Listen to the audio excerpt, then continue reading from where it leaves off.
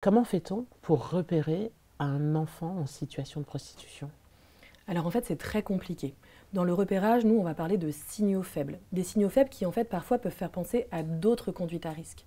On peut par exemple parler des fugues. Un enfant qui va être absent 2 heures le matin, 2 heures l'après-midi. On n'est pas tout de suite sur des fugues longues de plusieurs jours. Et donc, finalement, là où il devrait être, c'est l'école. Et donc, l'école va pouvoir signaler des absences. Donc il y a les fugues, mais il y a aussi des conduites qui vont être celles de mettre en opposition l'adulte. Un enfant pour lequel on pouvait dire jusqu'à maintenant, il était plutôt discret en classe. Et puis d'un coup, il se met à devenir plus agressif avec les adultes, avec les parents ou avec les proches. Et puis petit à petit, comme ça, on va voir un phénomène de glissement. Le phénomène de glissement, il dit que la prostitution, ce n'est pas le démarrage d'une situation complexe, c'est l'aboutissement d'un parcours sur lequel il y a déjà eu des violences dans le parcours antérieur. Et quand tu parles de violence, on parle notamment de violence sexuelle, j'imagine? Oui, on peut parler en très grande majorité de violences sexuelles, notamment d'inceste, de violences intrafamiliales. Mais en fait, il n'y a pas que ça. Et ça aussi, c'est important pour repérer la prostitution, de se dire que le harcèlement scolaire, de se dire que les violences psychologiques ont un impact très fort. En fait, la violence, elle vient dire mon corps ne vaut rien, moi je ne vaux rien, et donc de toute façon, aujourd'hui, la prostitution, c'est pas pire que ce que j'ai pu vivre avant. Donc ça peut concerner aussi bien les jeunes filles que les jeunes garçons. Oui, tu as raison, et ça c'est vraiment important parce que on parle en très grande majorité de jeunes filles, et je pense que c'est important de se le redire. En effet, ça s'inscrit sur les violences faites aux femmes et aux filles. Mais on parle aussi des garçons. Il y a aussi des garçons qui sont victimes de prostitution. Et ce qui est compliqué, c'est que pour les garçons, c'est encore un peu plus difficile de parler.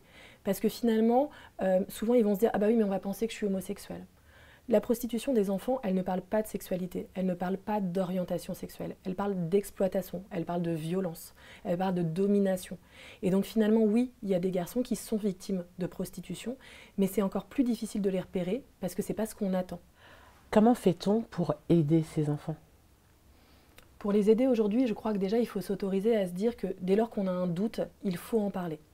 Que finalement avoir un doute, c'est déjà commencer à aider ses enfants. S'autoriser à appeler des professionnels en disant voilà, moi je ne sais pas ce qui se passe, je ne suis pas sûre, je ne comprends pas, mais je me dis que peut-être il pourrait y avoir une situation d'exploitation sexuelle, une situation de prostitution. C'est déjà se dire qu'on est en train d'aider ses enfants. Parce que si on va les voir directement en disant je pense que tu te prostitues, puisqu'ils ne se considèrent pas victimes, ça ne va pas fonctionner.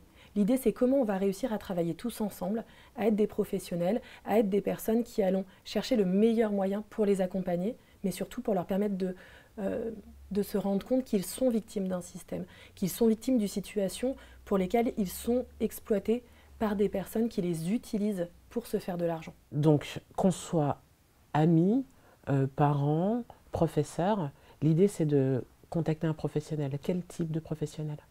Alors en fait, partout sur le territoire, il va y avoir différentes associations qui vont pouvoir intervenir auprès des enfants victimes de prostitution. Mais avant tout, il y a la CRIP pour les professionnels. Donc un professionnel, c'est une personne qui va travailler spécifiquement sur la question des violences faites aux enfants. La CRIP, c'est la cellule recueil informations préoccupantes. Quand on est un professionnel, un professeur, un travailleur social, on va pouvoir appeler le numéro, il y en a une dans chaque département, et eux, ils vont pouvoir orienter sur ce qui peut être fait, sur qui peut être ressource pour aider, pour accompagner. Pour les particuliers, pour les parents, pour les proches, ils vont pouvoir appeler le 119. Le 119 va pouvoir les orienter, là aussi, vers des personnes qui sont spécialisées sur l'accompagnement des enfants victimes de prostitution. Sur les associations qui sont spécialisées, il y a toujours plusieurs professionnels, des travailleurs sociaux, des juristes, des psychos, qui sont là pour aider à comprendre comment accompagner, mais surtout comment protéger ces enfants. Si un enfant se sent concerné par cette vidéo, qu'est-ce que tu aimerais lui dire?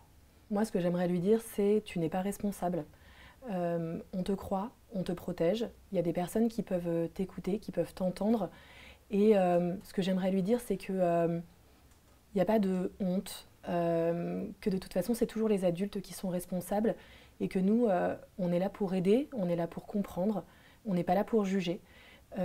Et que parler, parfois, c'est difficile, mais que c'est important parce que c'est des situations dont on ne peut pas sortir seul et que je pense que c'est important de pouvoir faire confiance à des adultes pour trouver des solutions. Tu n'es pas seul, quoi. Tu n'es pas seul.